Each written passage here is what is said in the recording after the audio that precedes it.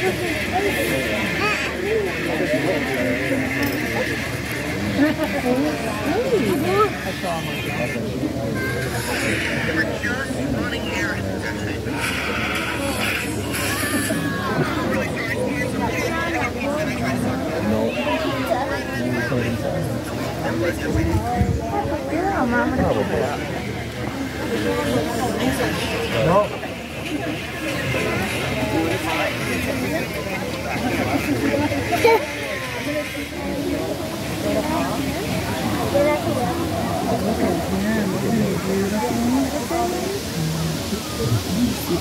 one of the things that nature centers help you do is find nature where you are. And this is a species of bird that you can see every month in the year in every county that we have here in Michigan. And I'm going to spin them around, and I want you to get a good look at all of his colors. So when we identify birds, we take a look at their shape, their size, their shading, their surroundings. And this species would like to live in big open field areas, but they still need trees to nest and roost in. We usually see them sitting on the sides of roads. They like to hunt small mammals, especially. And they have that beautiful red tail. And I'm going to have him open up his wings nice and slow. So he is molting. So he's dropping his old feathers and he's growing new feathers in.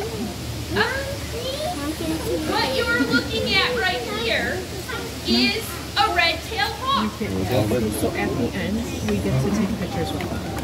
I'm sure And so red-tailed hawks, these are gliding and soaring birds. These birds have long wings and they have long, broad feathers.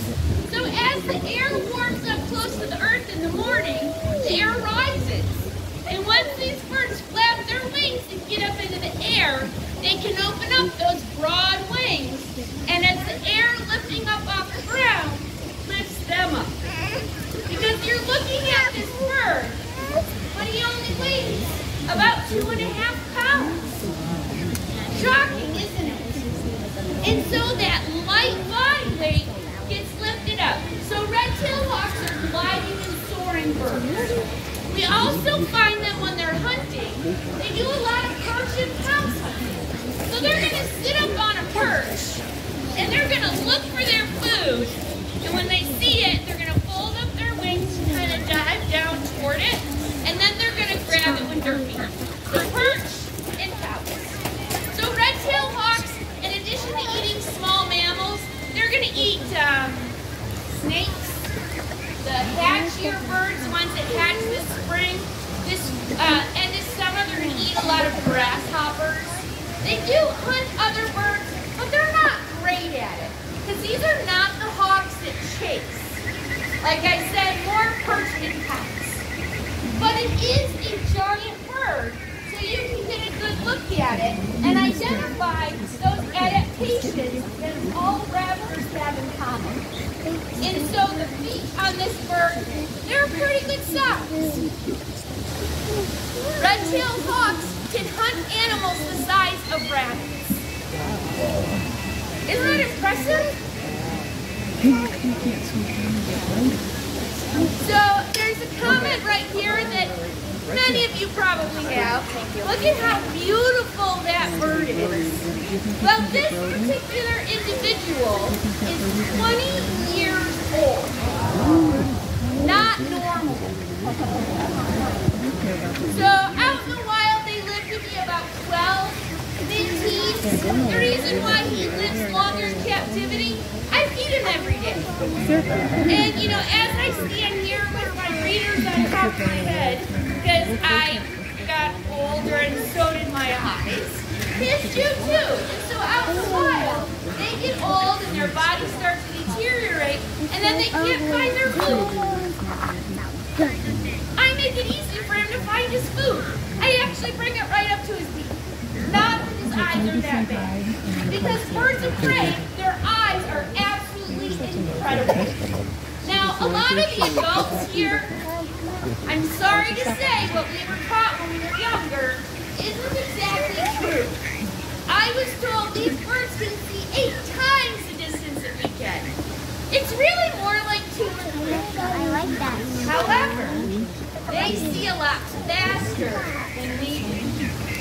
And so we see 18 to 19 images per second. They see between 70 and 80. So put that in perspective.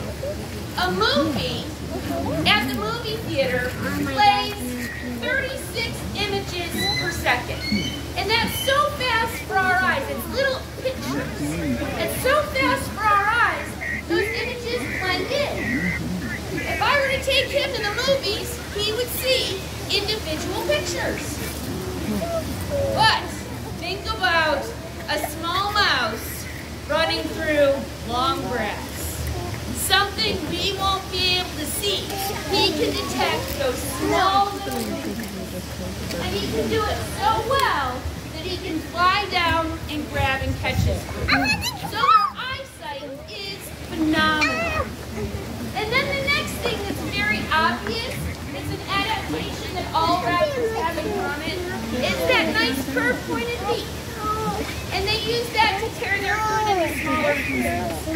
So the next 2 birds that I bring out, they're going to have good eyes, the strong feet, and then that curved pointed beak. And that's something that every single raptor has. It doesn't matter if you're a red-tailed hawk, or a peregrine falcon, or a turkey vulture, they all have those same adaptations. So we're going to be here probably for about another half hour. I have 2 more birds, and then after that we're going to do some photo shoot time so you can get a picture up close of some of these birds. So I want to move on to my next bird, but before I do, I have time for 3 quick questions. And I realize now it's just this is your one day. Oh, does he have a name? Are you ready for this? Red-tailed hawk. So, our theory is he's not a pet, so we didn't give him a pet name. The other thing is that back at Michigan Avian Experience, he lives in a big flight enclosure.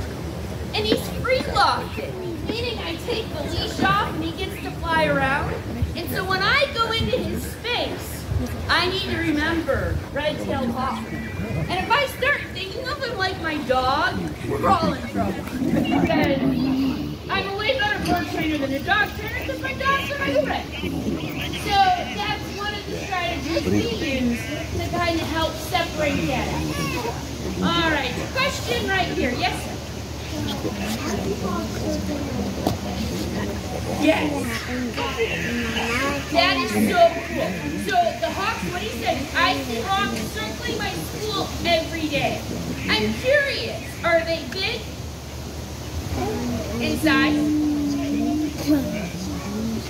Oh yeah, yes, right? They're far away. Are they dark? Yes. Do they fly with their wings in a V shape? I bet they do. Remember, V stands for vulture. And that's what you have, which is really super cool. Because vultures are one of the few birds that we have here in Michigan that have a highly developed sense of smell.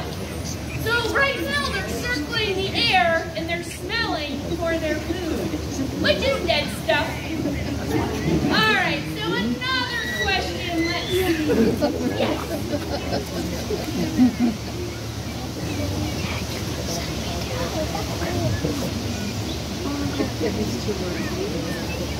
Yes. All right. She mentioned her chicken coops. Anyone around here have chicken coops?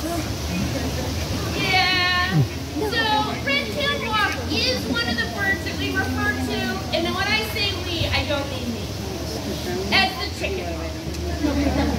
Also, Cooper's hawks are known as chicken hawks. However, while this bird is quite a strong flyer, it can only fly with something half of its body weight. So they cannot fly with a ticket. But I'm looking at some young faces here. You know everything that you're going to know right now. Okay, some of you think you do, but you don't. Right? You're going to learn more, and you're going to get better at things. Same thing for these birds. So the birds that hang out near chicken coops are usually young birds, and they don't know they can't kill a chicken and carry it away. I'm going to rephrase that. They can kill a chicken, but they can't carry it away. So they have to learn. But if you have a dog or a rooster, I've seen roosters chase hawks out of the chicken coop. But I've also seen roosters chase people out of the chicken coop. Right? It's your choice. But they really, with the adult birds, they're generally not going to do it. It's usually the young birds, and they'll get trapped in nets, and they're just figuring out life. The same as you. All right. The next bird that I get out is often a bird that gets accused of stealing chickens and cats. Any guesses what this next one is?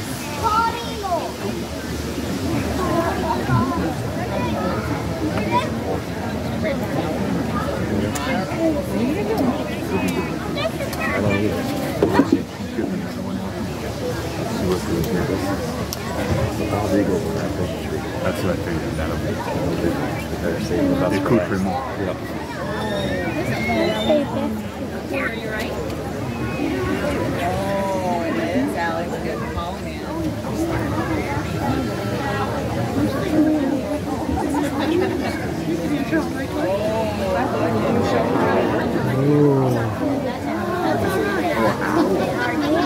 It's an owl! Okay. Big one. What kind of owl is it? And this is the great horned owl. And I had to put those horns up. And first off, they're not horns, they're not ears, they're just feathers. But I had to put those feather tufts up because those feather tufts are used as either camouflage or communication. And so, communication, they put them up really big put them up straight to make themselves look really big. When they feel uncomfortable and they want to scare something away. This bird, not uncomfortable. So those feather tufts are just kind of haphazard. They weren't even napped, they weren't even equal.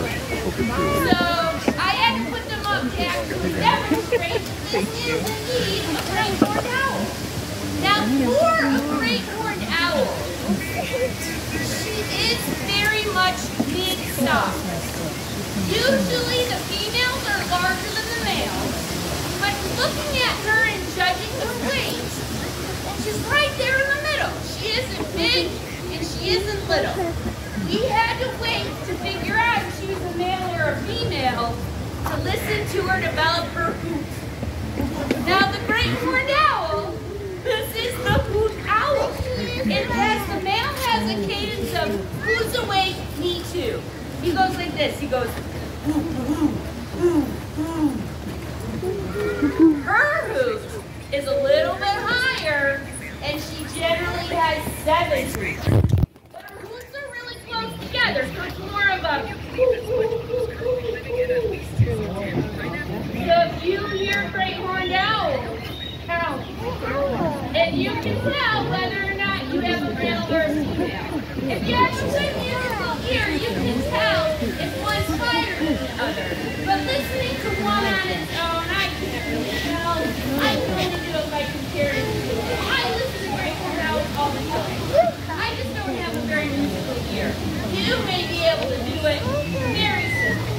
But great horned owls, this is the owl that generally people have a lot of access to. Here at the Nature Center, sorry about that, I stepped away to the side. So here at the Nature Center, not only do they have great horned owls, but you folks have screech owls, pine-bill owls, and we don't really screech unless you grab them. Or You see how big our claws are here? And we have barn owls. They are ours. And so barn owls are more Bigfoot, where great horns are more edge owls. But here, you have access to all of that territory, so you can find all three. The best time to find great horned owls is actually in December. So you're going to have to go out in December and listen, because that's when they're hooting and they're setting up their territory. Barn owls, right now, is a really good time to find barn owls. Because remember when I talked about baby red-tailed hawks learning what they do now? Owls are really slow learners.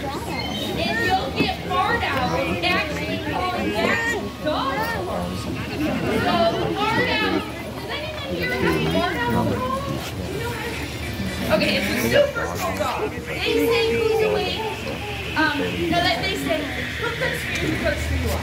It's a whoo, whoo, whoo, whoo, whoo, whoo. And this time of year, you'll even get them calling during the day. Because those babies are figuring out their life. And they're just not very bright. So owls, like I said, are actually really slow learners. And for a great horned owl, they nest. This is the first nesting bird that they have in Michigan. And they'll start nesting and laying their eggs around here at probably in February. They might hatch at the end of February and March. Those babies are with the adults all summer, all fall, and in November, the adults have to kick the young ones out. It's a tough life to be a bird, let me tell you. However, they have the most amazing adaptations. And when I brought this bird out, everyone knew right off the bat that it was an owl because of the size of the eyes. Now, if you watch this bird's eyes, the iris, which is that color portion, is nice and bright and yellow. Well, the pupil, that black spot, opens and closes depending on how much light it wants to let in its eye. They have voluntary control of their pupil. So if this bird wants to focus in on the shadows in the trees, it can open up that pupil even though the sky is pretty bright. So if you watch, you'll see those pupils changing size. In fact, I watched it as I turned it over to the side. So you're going to be able to see it. And that's one of those adaptations that helps them in the nighttime, especially when there's stars and a bright moon. There's lots of shadows. And the owls can deal with it just fine if they can control that pupil size. But one of the things about their eyes, they might have great nighttime vision. But you folks can do something with your eyes this bird can't do. I want you to take your hand, and I want you to put it on your chin and hold your head still. Don't let your head move. Look up at the sky. Look down at your feet. Look to your left, to your right. Spin your eyes in circles. Owls can't do that. Their eyes are fixed forward in one position. In fact, their eyes aren't even round. They bulge out of the head, they narrow down as they go through a bony ring, and then they get bigger in the back. So there's no movement. But what can they do to make up for the fact they can't move their eyes?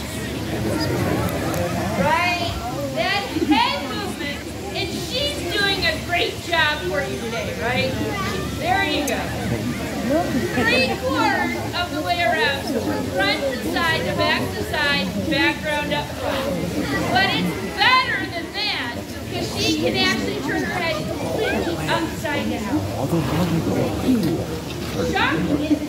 It's actually something most birds can do, because they have to turn their head around so much to freeze their feathers.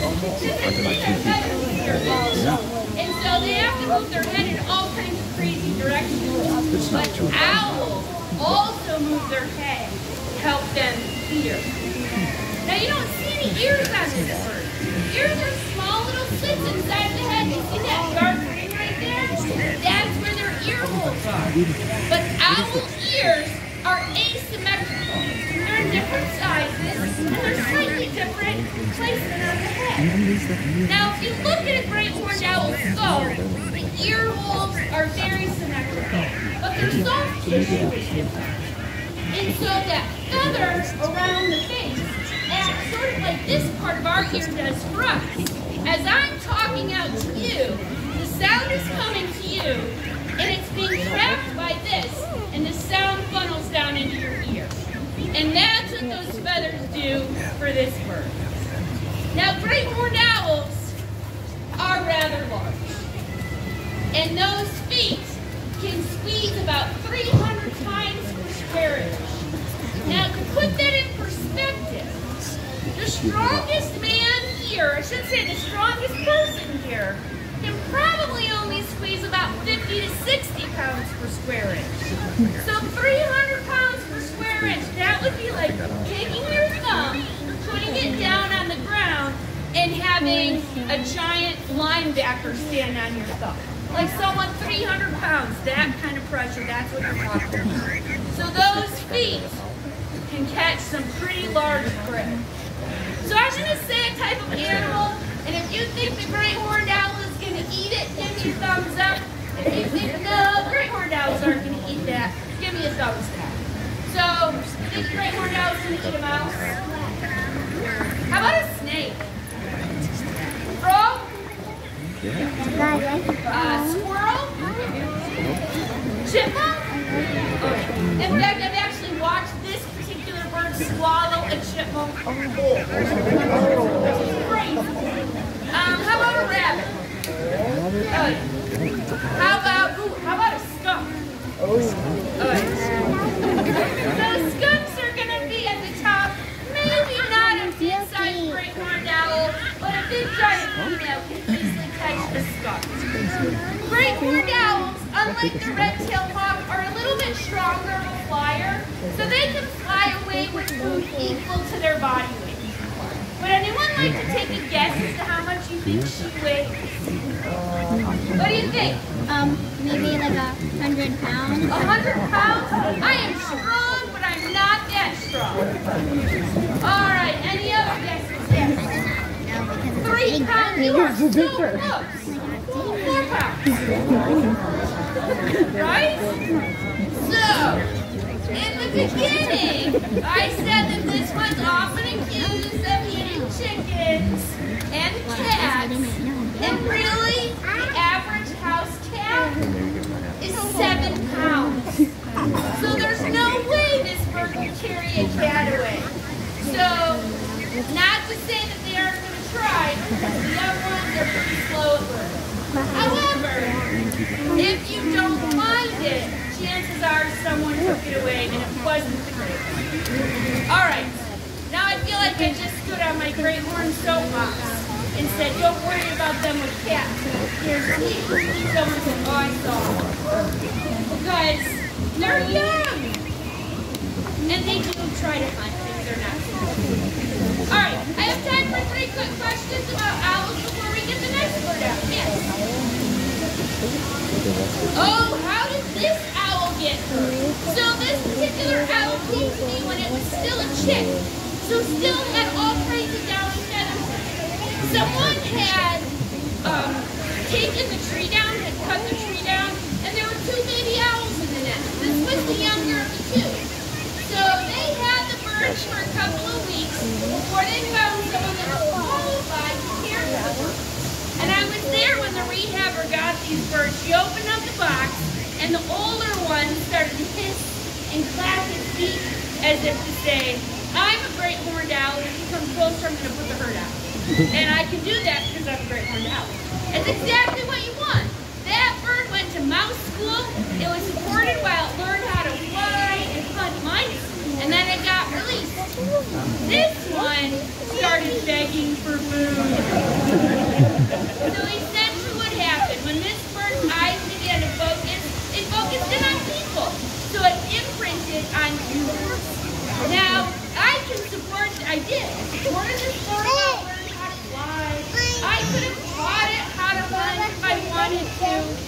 But I'm not a great horned owl, so I can't teach it to grow up. I can't teach it to mature. And those of you up front have heard a little chittering sound.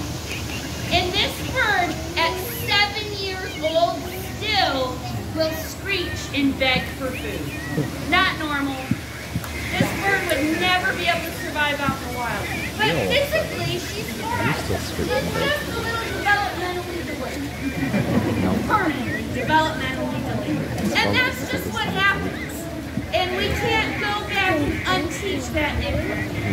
So eventually, it's my goal to be able to train this bird to fly over a group of people. Because one thing that a lot of people have heard about owls is that they fly silently. And you hear that, you hear those words, but to experience it is something. Unfortunately, I can't keep her attention. And you can see that, right? She's looking all around. And so, right now she only flies back at home in an area that she's interested in. So if you want to have an experience of a bird flying overhead, you are going to have to come visit her in person. But for now, you just get a chance to see it. And at the end of the program, I'm going to have an owl wing and a hawk wing over here that you can come up and touch it. I'm a person that likes to learn with my hands. And if you notice, if I'm not talking with my hand is behind my back. Because I do have dogs and I'm always petting something. They don't like to be touched. So I can't let you touch the bird, but I can give you something close enough. All right, that leaves me with one more question. Yes?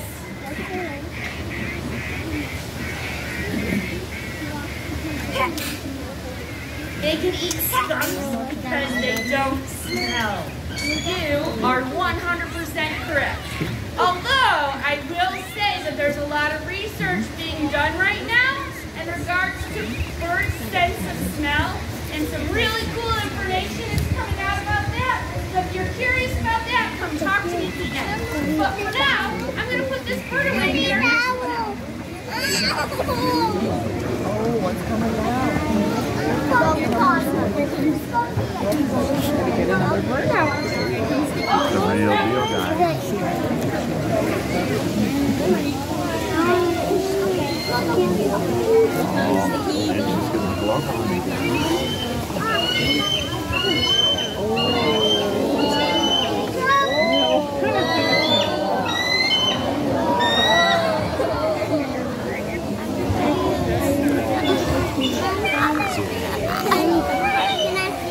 Hang on the ground, I'll see in a minute. Does that sound familiar to anyone? Yeah? You folks have bald eagles that live right here in your community. Walk around the side by that picture and go see. They fly over the nature center on a pretty regular basis. And one of the reasons why they live here is because the bald eagle is a fish eagle. Primarily they eat fish. Now, you may be looking at this bird and looking at her head and thinking, well, she's not bald. And I'm going to correct that thought. Because bald, if you look that term up in the dictionary, yes, it does say missing hair, or in her case, missing feathers. But it also means white. And the scientific name for the bald eagle is Palladius, which is the fish eagle part. Leucocephalus, leuco meaning white, cephalus head. So she is a white-headed fish eagle. And she's a good size. I'm going to have her open up her wings.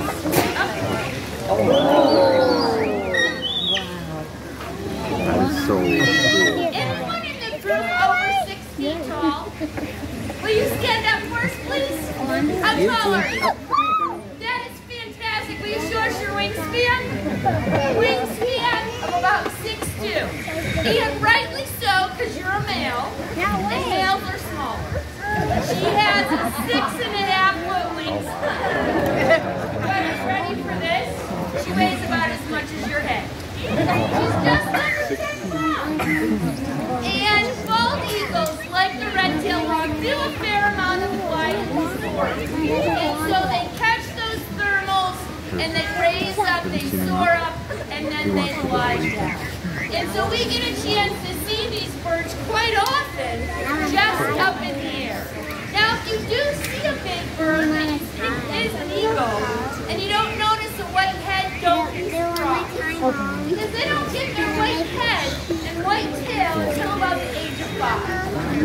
So, just like the others, it takes some time for them to learn how to be an adult. And when they're all dark brown, it's like a sign that the young bird holds up to the adult. You know what? I'm young. I don't know how to hunt. Can I thrive and fly through your territory and you don't chase me away? And the adults let them go. So this particular eagle is 17 years old, and she was either pushed or fell out of her nest at 3 weeks of age. She broke a leg and a wing, and so I started working with her when she was about 3 months old. So her and I are a packed team. She does have some flight capability, and we do free fly. So coming up shortly, in the end of August and all fall, it's quite busy at Eastern Michigan University because they're the Eastern Eagles.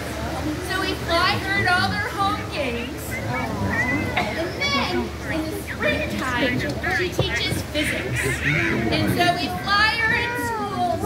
We outfit students with stopwatches and velocity guns. And they take real world data and learn physics. So she has a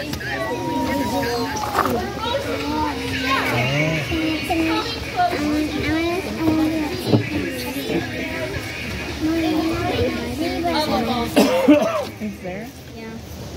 All right. Before I hop on my bald eagle soapbox, are there any questions? Yes,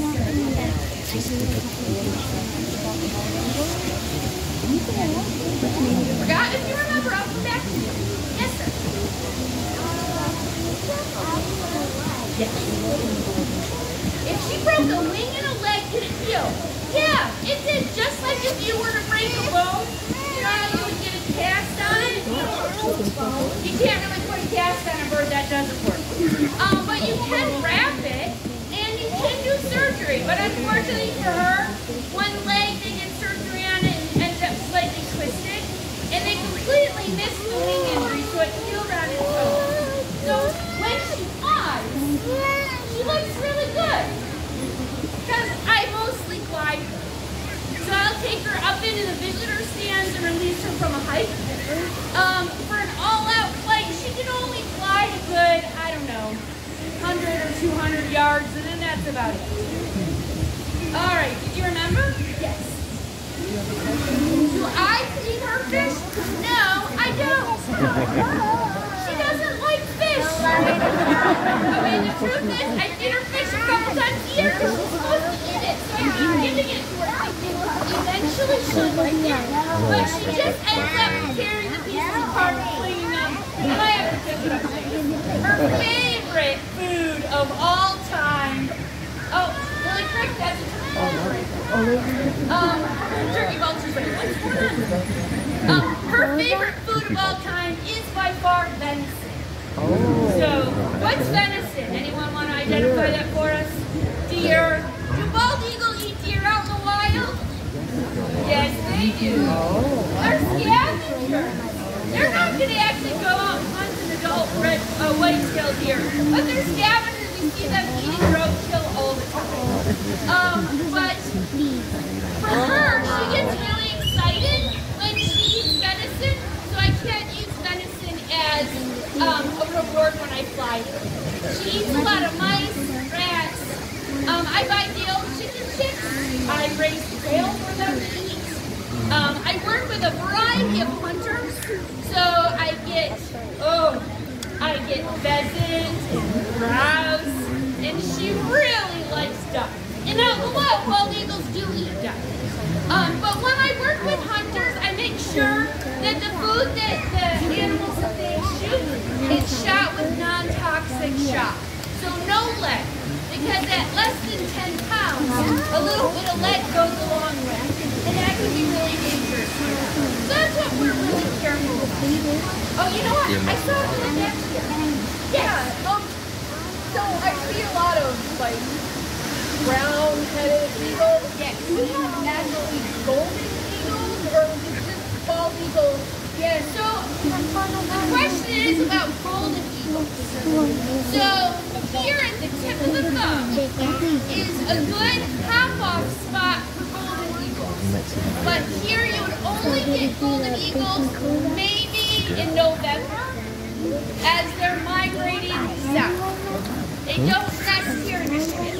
If you're seeing this time of year an all-dark eagle, it's bald. Okay. Yeah. Just a young one. Yeah. And it's really fun because at like 2 years of age, you're going to start to get some white on the head. At 3 years of age, they kind of have a white line above their eye.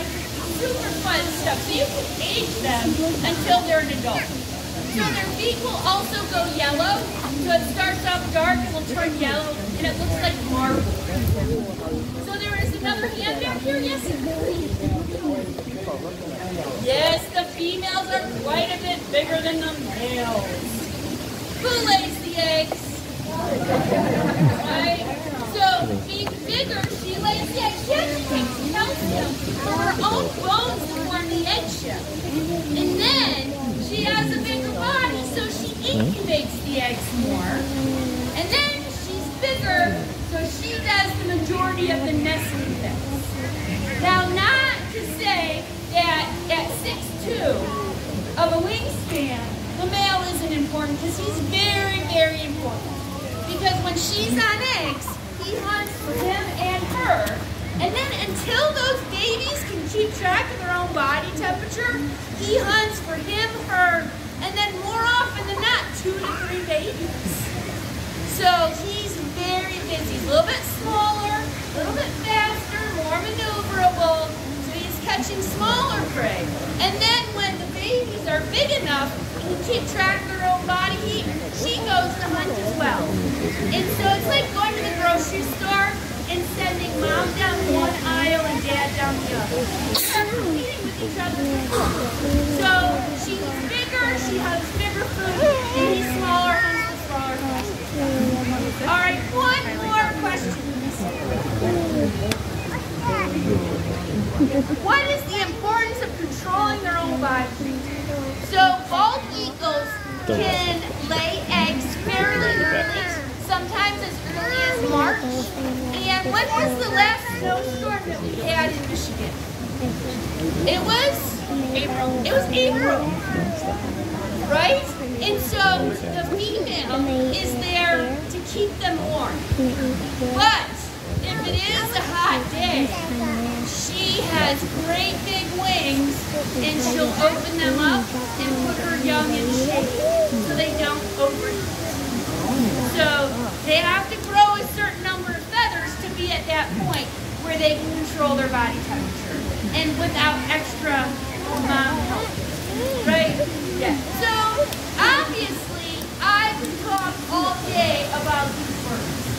So I'm going to hang out for, I don't know, another half hour, 45 minutes or so.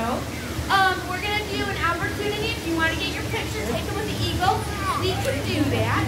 In fact, before I let you go, I need a volunteer. And I'm going to choose you. Can you stand up for me, please? I know she's like, what? All right. You hand your phone to one of the volunteers. We're going to demonstrate how we We're gonna take shirts. We gotta see how And what is your name? Judy. Judy, I'd like you to stand right in front of me. And if you know, literally right in front of me. All right. Judy, you're gonna hide me. I'm gonna dip down behind you. Stand nice. Oh, Just don't touch the bird.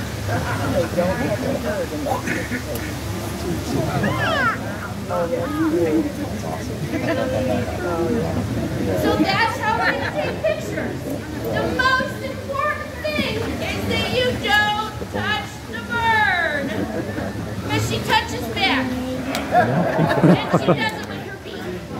Which, you know, can tear open the hide of a deer.